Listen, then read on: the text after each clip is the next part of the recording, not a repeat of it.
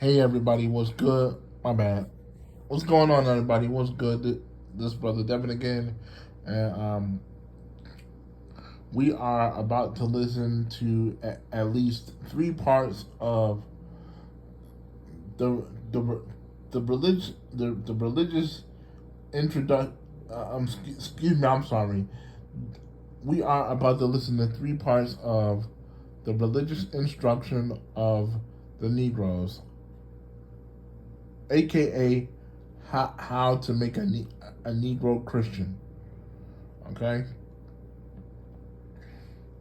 Now, in the in this story, this white man is going to tell you how they make black folks Christian. All right. So before we begin, let me push the um. Oh shoot! Move that out of the way. Hold up, y'all. Let me put the phone down and push play. I found this one of the most vile and disgusting pieces of writing I have ever encountered.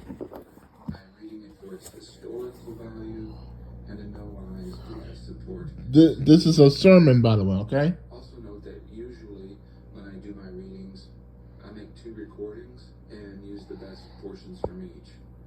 I shall not be doing that this time because I don't think I can stomach reading this twice. So please forgive any mistakes or stumbles over words.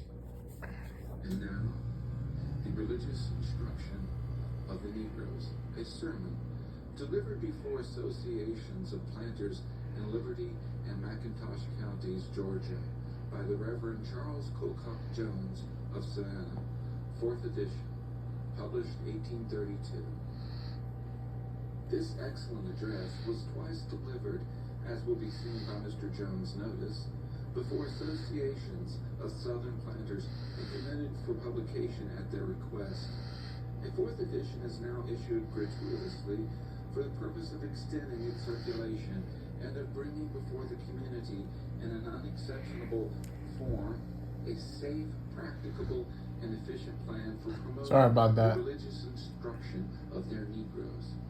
The subject recommends itself at once, not only to the Christian, but to everyone who believes that the success of the gospel is identified with the good morals and temporal prosperity of the community. Every planter that may receive a copy of this address is earnestly requested to give it a perusal.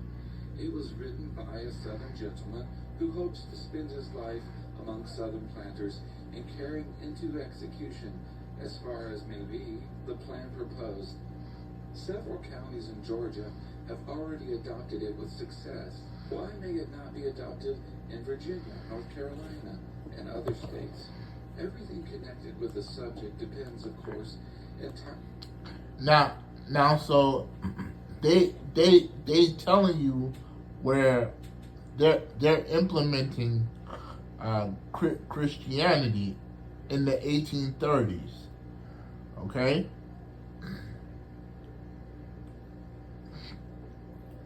I was asked by the cosmic realm to show at least three parts. If they tell me something different, I'll let y'all know. But let's continue. Early upon the wishes of the planters themselves, it is very desirable then that they should give it a fair examination. The following address has been delivered within a few weeks before 2 societies formed for the religious instruction of the Negroes, one in McIntosh and the other in Liberty County, and by both sessions it was requested for publication. It is my earnest desire that it may awaken the attention of the public to a subject long neglected, but of vital importance to us as citizens of the South, whether we consider it in a civil or in a moral point of view. The address appears as it was delivered and refers exclusively to plantation Negroes. Charles C. Jones, Savannah, Georgia, May 30th, 1831. Address, etc. He said unto them, Go ye into all the world, and preach the gospel to every creature. Mark 16:15. Men and brethren, the Lord Jesus was standing on the Mount of Olives, surrounded by his disciples. Beneath them lay Jerusalem with its walls and palaces and towers, and holy temple lighted up by the risen sun, and around as far as the eye could reach, the cities of Palestine, peering above the foliage of the forest, or standing above the plains, the hills, the valleys, covered with fields of grain, and vineyards and habitations of men. The work which his Father had given him to do was now finished. He was about to ascend to the right hand of God. The bright cloud which was to receive him out of their sight was fast floating along in the clear blue sky, to overshadow the place where he stood. And what now should be his last commands to his disciples? He seemed with them from the mount to survey the world.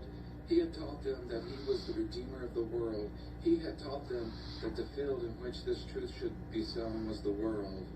Then, directing their eyes abroad on the scene before them, and spreading forth his hands over it, he cries out, Go ye into all the world, and preach the gospel to every creature. To procure the power and privilege of giving this command, Christ died and rose again. The disciples were the representatives of his church on earth. The command is to his church, and is a perpetual obligation. It is obligatory not only upon ministers of the church, to whom the office of preaching the gospel is specifically committed, but also upon all members of the church to whom God has given the ability to support the preaching of the gospel, or talents that qualify them to become teachers of the unlearned. The command implies that all men in the world, no matter of what nation or complexion or condition, are the moral and accountable creatures of God, that they are lost and need the gospel of salvation. Whenever, therefore, any people come within the range of our influence, we, who are acting under this command, have two questions, and but two to settle. Do they need the gospel? And has God put it in our power to give them the gospel?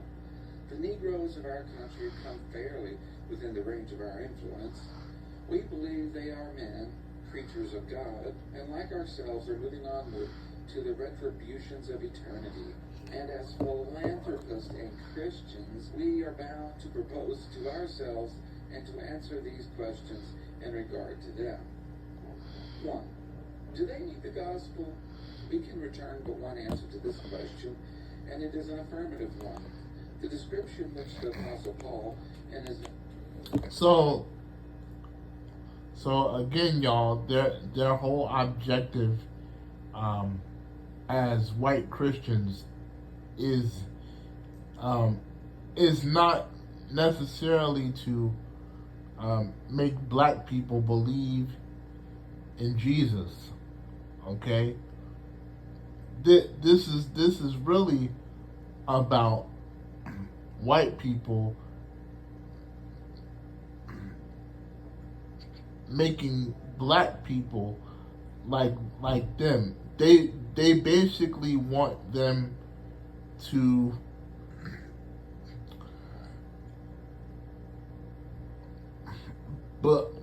believe in their God and ascended master the way that they as white people see it. That's what they're referring to. Okay? Keep that in mind. Epistle to the Romans gave to the heathen world will apply with very little abatement to our Negroes. They lie, steal, blaspheme, are slothful, envious, malicious, inventors of evil things, deceivers, covenant breakers, implacable, unmerciful. They are greatly wanting in natural affection, improvident without understanding, and grossly immoral. Chastity is an exceedingly rare virtue. Polygamy is common, and there is little sacredness attached to the marriage contract. It is entered into, for the most part, without established forms, and dissolved at the will of the parties. Nor is there any sacredness attached to the Sabbath. It is a day of idleness and sleep, of sinful amusements, of visiting, or of labor. They are generally temperate through necessity. An ardent spirit can be obtained. They will freely drink it. Numbers of them do not go to church and cannot tell us who Jesus Christ is, nor have they ever heard so much as the Ten Commandments read and explained. Of the professors of religion among them, there are many of questionable piety who occasion the different churches great trouble in discipline, for they are extremely ignorant and frequently are guilty of gross vices. We cannot go more fully. Moving this up some to the television so y'all can Indeed, it is see a little more and hear it. Generally speaking, they appear to us to be without hope and without God in the world, a nation of heathens in our very midst. And if we believe the testimony of our own eyes and ears, and the testimony of those who know these people most intimately, we must conclude that they need the gospel, and need it as much.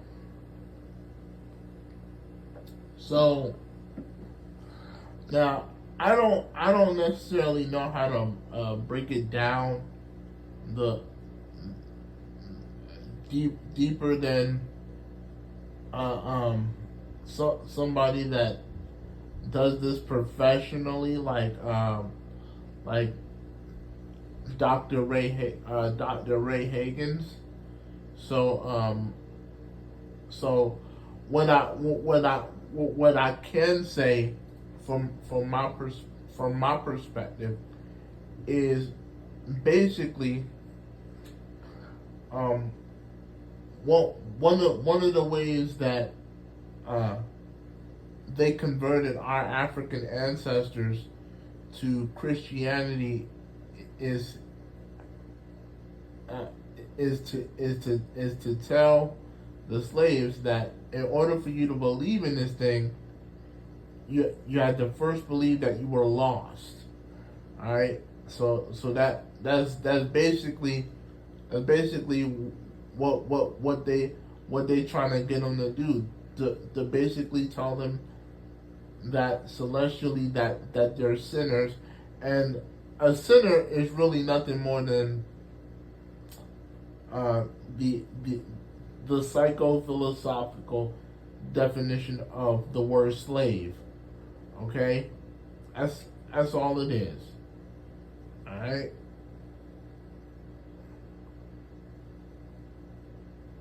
You're a slave committing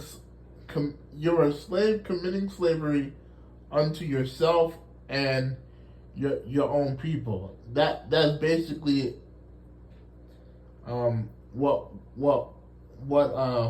what they're saying within a part of the context of this book here. As any people in the world do. 2. Has God put it in our power to give them the gospel? We think that He has. The civil law does not forbid us to give them the gospel orally. We can therefore employ or permit men to visit our plantations for the purpose of instructing them, or we can undertake to instruct them ourselves. And having our plantations, the time and persons of our servants wholly under our control, we can arrange the manner and frequency of our instruction as we please, and the period of these instructions with as much punctuality and with as little interruption as we can arrange the morning and evening devotions of our own fireside. Our very children might become, to some extent, teachers by reading them the plain portions of the Bible, or plain tracts and things of such sort. And who can condemn us for doing what we conceive to be a duty, or who can hinder us? We infringe no law, neither do we violate any man's property or liberty. These two questions, then, being answered in the affirmative, it follows that we are in duty bound to give our Negroes the gospel.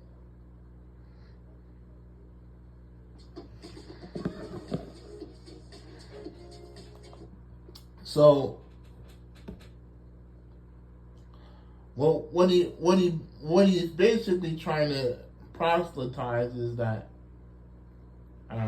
in order to save our black revolutionary ancestors from creating a uh, revolution, or you you united front. They basically told our our our African and indigenous ancestors is don't worry about being revolutionaries. You guys don't need to form a revolution against us, because we're not your enemy. Jesus is is your friend. He's your revolutionary. He'll he'll save you from us. But I'm about to put the nail in the coffin in a few minutes. Hold on.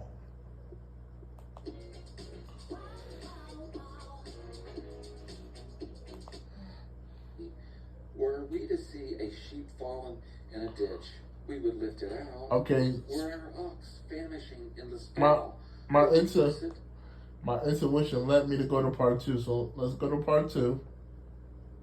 Okay.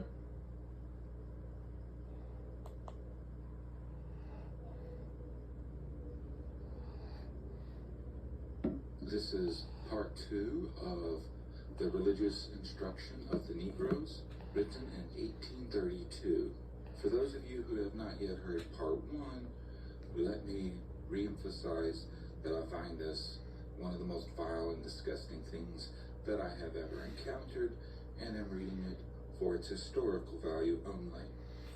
And I do apologize for the sudden stopping of part 1, but I had to take a nausea and revulsion break and was having to control my urge to wash my mouth out with soap.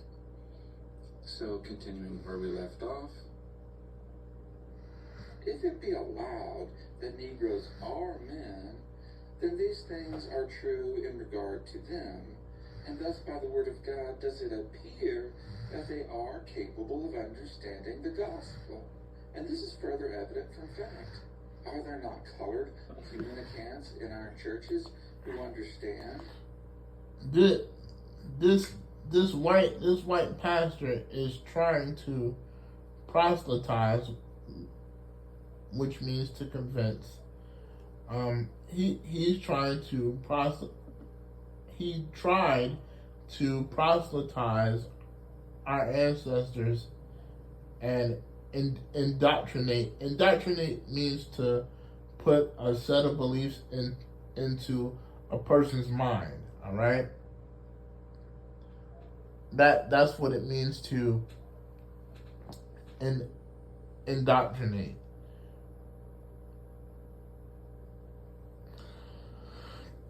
But yeah, he tried to proselytize and indoctrinate our African ancestors into believing and seeing how he and his family see God and Jesus. They didn't want our ancestors embracing their African traditions, because they felt it was witchcraft and it was evil. But let's continue. And in their lives adorn the doctrine of Jesus Christ? We must believe that their general ignorance of divine subjects is wholly owing to their want of proper instructions, and not at all to any natural defect of mental constitution. Nor can we excuse ourselves because the gospel meets with so little success amongst them. The great wonder with us should be not that the gospel meets with so little success, but that it meets with any success at all. For we have seen that it is not preached to them in its fullness and connection, nor is it preached to them generally nor intelligibly. And we have also seen that the Negroes are extremely ignorant and vicious, and like other men, they naturally hate the light.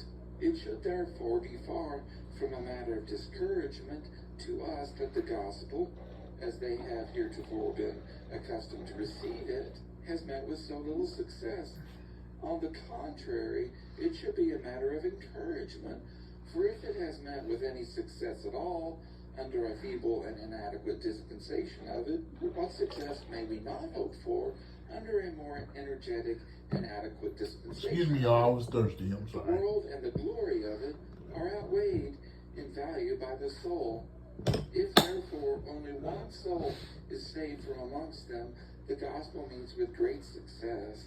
And were it now revealed to us that the most extensive system of instruction we could devise, requiring a vast amount of labor and protracted through ages, would result in the salvation of the soul of only one poor African, we should feel ourselves warranted in cheerfully entering upon the work, for our reward would exceed our toil and care above the computation of any finite mind. But further, if the gospel meet with no success at all, it would be no reason why we should not undertake the religious instruction of the Negroes. For if we certainly determine that it is our duty to give them instruction, we should do it. The success of that instruction belongs to God. This is the view which every Christian should take of the subject. God has evidently been speaking to us in favor of our servants. He has called many of them into his kingdom and made them rich in faith, as we do know. We have not as yet listened to his voice. It is time that we should. He tells us that he is willing to bless the preaching of the gospel. Remember, y'all, religion is about making people believe that a creator said a certain thing according to the slave owner that's a preacher, because the slave owner that's a theologian and a preacher, they're the ones that made and contributed to the Bible, not the creator of the universe, alright?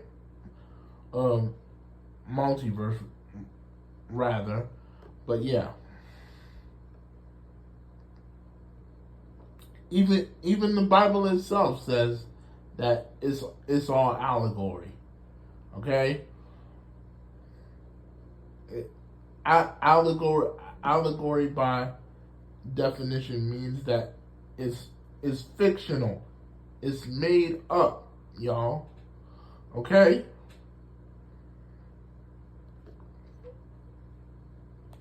To their salvation. Shall we neglect them? Shall we despise God's voice? Nor can we render as an excuse for not giving religious instruction to our servants. The God that they believe in is the God of their own spiritual mindset. Or, as I should say, the God of their slave owner and enslaver, meaning their sons. The God that they speak of is nothing but the God of their own subconscious evil. Because if you can give a black people a religion, you take away their own traditions and separate their own families. Okay? I'm sorry for talking so much. Let's continue. My intuition is going to tell me when it wants me to play part 3. Okay? That there are before us peculiar and great difficulties hard to overcome. For in every great enterprise of benevolence there are difficulties. And if we wait in our efforts to do good until all difficulties are removed, we should never commence. Times have suddenly and strangely altered this world. If Christians can do good without encountering much that will try the purity and the firmness of their purposes against new enterprises, there are always men in readiness to magnify difficulties and to multiply objections. But when we enter upon them and have a mind to the work, and the work be of God, difficulties and objections gradually vanish away.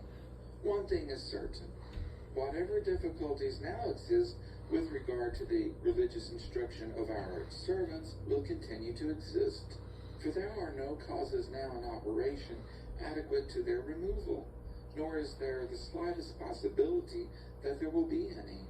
It is therefore the dictate of wisdom to commence our work at once. And again, if we are called of God to this work, we must, in the best way we can, attempt it, leaving it to Him to remove all obstacles to our progress in it. And it will... They're trying to play like they're the minds of God. Man, I don't even gotta explain that whole thing. They knew what they've been doing since the beginnings of the slave trade. That ain't no big secret. It ain't. Be a proof of the ardor of our feelings and of our sincerity in the work if we can cheerfully and manfully grapple with difficulty. No, we have no excuse for our neglect of our servants. Before God we must plead guilty, both we and our fathers, and render thanks unto God that His mercy and forbearance have preserved us from merited punishment. From the first introduction of these people into our country, they have been neglected. They have lived and died without the consolations of religion. They have worn out their lives to furnish us with the necessaries and luxuries of life. They have supported us in ease and fullness, and yet after they have thus communicated to us of temporal things, we have ungratefully failed to make them partakers of our spiritual things. Are they debtors to us, or are we debtors to them? Let the conscience of every man answer. The religious instruction of the Negroes properly devolves on us, their legal owners, for they are wholly at our disposal. None are better acquainted with our laws and our local prejudices, the condition and character of the Negroes than we, and consequently, none are better able to devise and carry into effect unexceptionable systems of instruction. Now, there are a number of our fellow citizens who feel deeply for the spiritual welfare of their servants, but have been greatly at a loss to know what to do. No system of instruction has been proposed for their adoption, and they have felt a delicacy in coming before the public with anything of their own. But it is time to adopt some plan of instruction. Our duty is plain. Our servants must have the gospel. On this point there can be but one opinion. But what shall our plan of instruction be? Before we proceed to answer this question, we should take into consideration the character of the people and the sort of instruction which they need. They are an ignorant and wicked people, from the oldest to the youngest. Hence, instruction should be committed to them all. See, this is how the white slave owners felt about us. But yet, y'all singing gospel songs and talking about how much you love Jesus, right? While they were sitting in the backs of their homes, not just enslaving you, but taking your money back then. The ancestors of prejudiced white folks have never loved black people, and I'm saying it right here on the Occult World of Brother Devin channel. the ancestors of prejudice and racist Euro Americans have never loved us at all. They might pretend that they do, but that ain't nothing but passive aggressiveness. That's all that is. Yeah. They never loved us. Okay, I'm being led to go to part 3 now, but I'm gonna finish this little part up, and then we're gonna jump right into part 3. Okay. All right, here we go. And communicated intelligibly, and that it may be impressed upon their memories and good order promoted amongst them. It should be communicated frequently and at stated intervals of time. We would wish then to communicate religious instruction to all our servants intelligibly, frequently, and steadily. What plan is there then that we will secure all these necessary ends?